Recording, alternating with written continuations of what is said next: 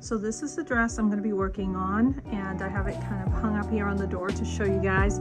This is a vintage dress that belongs to one of my brides, and she wants me to shorten it. She's going to be using it for the rehearsal dinner, and I am going to be adding a corset back here because the dress is a little bit snug on her, so a corset back will resolve that.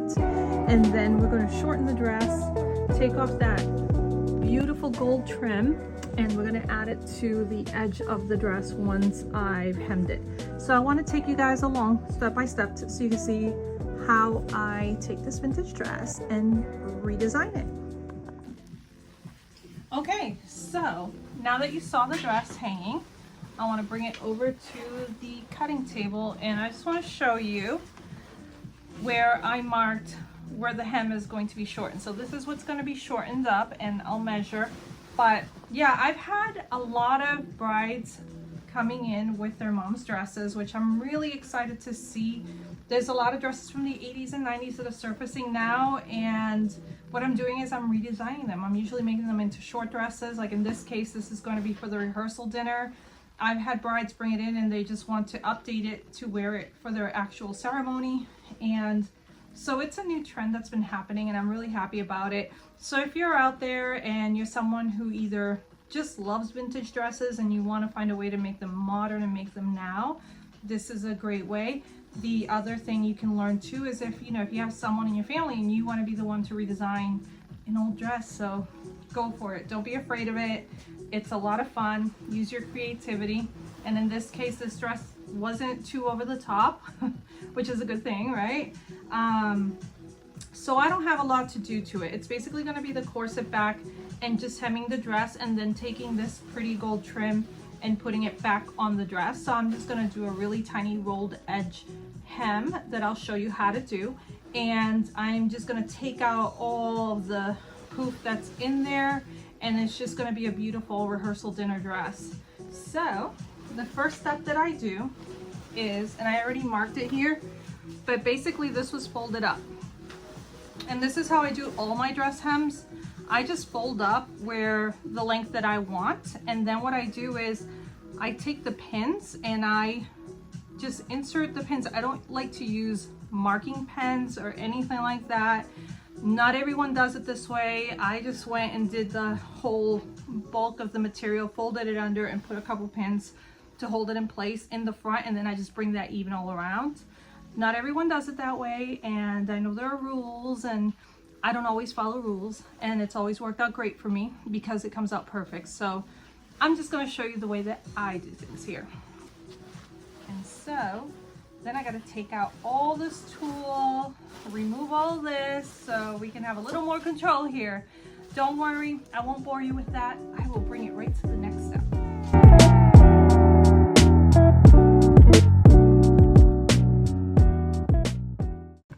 Okay, so now I got the dress in this angle.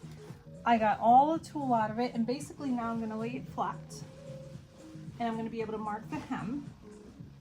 And one of the things I'm going to do differently is, I know I said in the beginning that I was going to measure from here and then just cut this. However, I completely forgot this dress has a train. Yeah, so now I'm going to do it from the waist, and it has a straight line here. So if you don't have a hem marker or any tool like that, this is the way to get around it. And what I do is I don't mark with any sort of marking pencil or anything because this is satin, and you never know if it's going to stain it or anything. So I definitely don't want to take a chance, especially being an older dress. I don't know how it's going to react or how it's been stored. So the safest bet is just use straight pins, and you're going to measure all around. So right now I'm getting a measurement from the original pin of about 25 inches. So I'm going to make sure this is an accurate 25 inches. And I'm going to move my measuring tape from the waist, and I'm going to bring it down to the marking that I want from the original pin that I had there. And it says 25 inches. So you can see, if I look closely, it lands right on the 25. So that's what I want to do, is I want to bring around and just mark the 25 inches. And then after that, I can decide, okay, how much extra do I want to leave for seam allowance? So I usually leave probably about an inch. I shouldn't need any more than that because I'm going to do a very thin hem going all around. Obviously, if you were doing a wider hem or wanted to finish it differently, then you would leave a lot more room than that. So 25 inches all around. Right now I'm just double checking the pins I already had there and make sure every single one is evenly lined up. And then you're going to do that and bring it all around, because the thing is, I have a train here. So if I consider the train, my measurements are going to be off. So I want it to be perfectly even all around. So she is going to be 25 inches from the top seam on the waist all around. So when I go to cut it, it's going to be perfect. There's many different ways to go about doing a hem. This has been the easiest way for me and the most accurate way for me over the years. So I can attest that this will work. And as long as you have a straight seam, if I didn't have a straight seam here, I wouldn't be able to do that. So my next step would have been just place it on a dress form and use the hem marker and do it that way. It takes longer though. And in my case, I try to get things done as quickly as possible because I have many dresses to work on. I'm just putting it every few inches, and then I'm going to cut beyond that about an inch out, and that's where I'm going to cut it, and it'll be perfectly even. Pinning is done, and we're ready for the cutting. Just one thing to keep in mind, I am also focused on the top layer. There's all these other layers in here. I'm not worried about that now. We're going to do that later. The one thing I want to focus on is getting the top part accurate. And if you look, I'm going to come up close like this so you could see that everything is pinned every few inches. I feel like I picked up a little piece there. There we go. And so I'm going to cut this first. I'm going to leave about an inch. So I'm going to show you guys, I use my little gauge here, and I'm just going to go to 1 inch. And you can pretty much start anywhere. Right now I have 2 layers to go through. So I'm just going to mark the 1 inch here. I'm going to do it with a pen so you guys can see. And again, I don't use any pencils, any markers, nothing when it comes to a dress like this. If you're using it for pants or something, then yes, you can use a chalk marker and it is much quicker, much easier, but it is a delicate dress, so I want to take my time and do it right. So I'm going to cut about an inch. So I'm going to start right here. Here we go. I'm just pinching through that initial layer. And then I'm going to bring it 1 inch all around. You ready for this? I know it can be scary the first time you do it. Honestly, just measure a couple times if you're not sure. And I'd say measure not twice, measure 3 times and cut once if you must. Because the first time is a little bit scary. For me, I've been doing this, so I'm not too afraid to just dive in as I'm doing right now because I know I've got my inch here. Okay, so now that it's laying flat, you can see where the lining layer is versus where I cut it. So one of the tricks that I do when I'm working on alterations, whether it's a bridesmaid's dress or something like that, when you get to the point where you got to shorten the lining part, one of the tricks I do is I'm going to mark right where this one of the hem pins are, because that's where I'm going to fold it up and hem it. I'm going to bring that down to the length, and I got a total of approximately 14.5 inches. So I'm going to go ahead and cut 15 inches because I want the lining part to be shorter anyways. I don't want it showing through. So you're going to go around and you're going to cut 15 inches all around. In my case, I have several layers here, and I'm not going to torture you watching all the layers being cut through, but I'm going to cut them all. And I have another trick I use too, is sometimes I just fold the material in half and then cut. And in this case I can do that because I actually don't have a train on this hem. So this one I can cut even across, and you can just fold it in half like this and cut all the layering. However, when you see it on camera, I don't want to confuse you because there's other layers that I got to go through as well. So for the sake of the camera, I'm going to cut them one by one, each layer at 15 inches. Here we go. Drum roll, please. There goes the whole train. That's gone. And here is the short dress. minus the lining, but you can see where the length is going.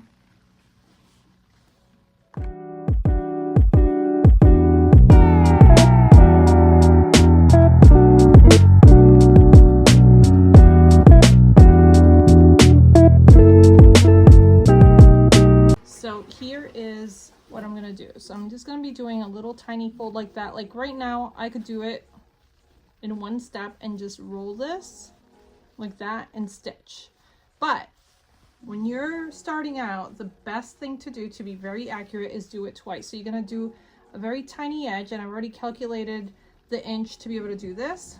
And I'm gonna just sew it on the top there. We're gonna trim it back and then roll it over and then sew again. And it comes out absolutely perfect. All right, so I'm only gonna demo the top layer. And like I said, you're gonna fold it like a tiny little fold and bring it down on the machine and sew. And just, you're gonna sew right to the very, very edge of that.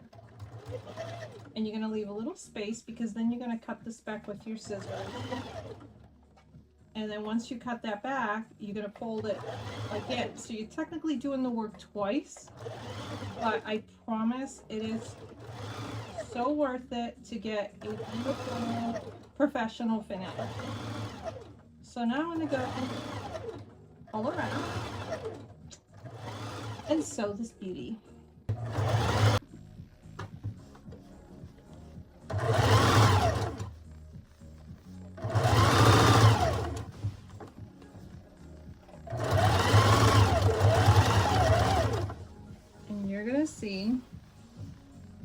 You see this little raw edge? So once I'm done, I'm going to be trimming this, and then I'm going to fold it over and sew it again, and you're going to get that beautiful finish.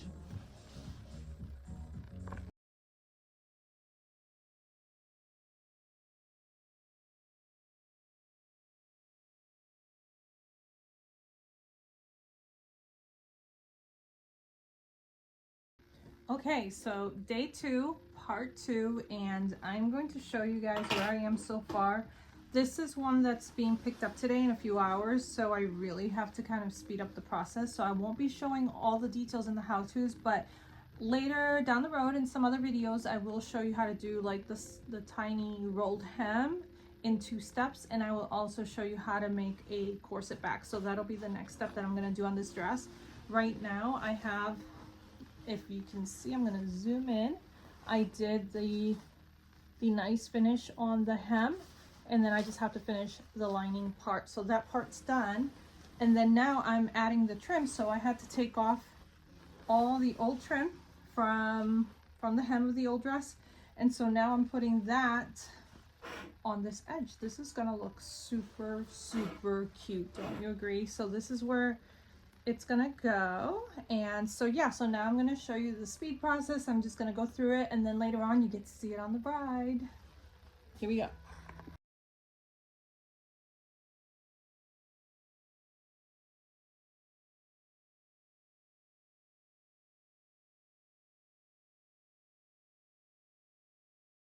So now I'm sewing on the trim onto the dress, and I'm using clear thread, and I'm using my industrial machine because I'm using the machine with the presser foot up.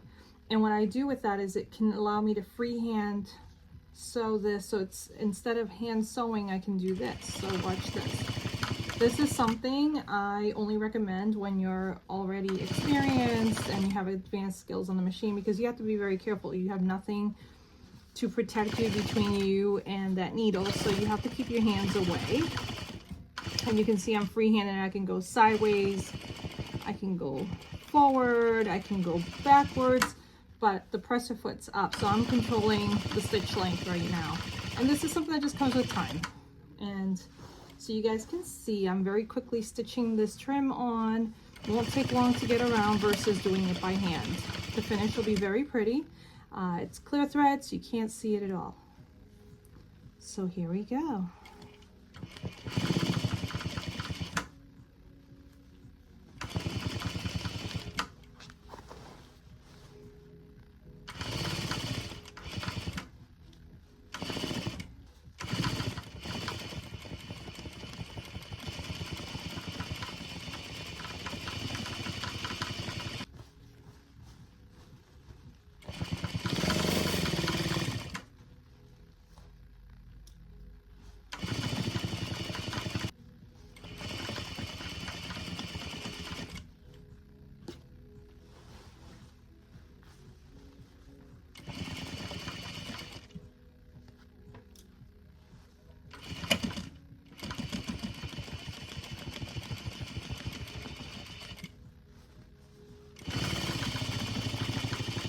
mission complete. Now comes zipper removal. Pretty much to the waist. This is where she needs a little more space. So I'm gonna add a little corset here so that she can tie this and adjust it as needed. So I'm gonna go to right to the end of the trim, just like that. So it'll open about this much. Okay, so here is the finished dress with my beautiful bride-to-be Sophia. This is her rehearsal dress. And guys, you've seen me working on it. So this is how it turned out. There's the trim. And then I did, oh yeah, there's the corset back that I did. And I'll show you guys in a different video on how to do that. And there it is. What do you guys think? Do you love it? I love it. It's perfect. Yay. I love it.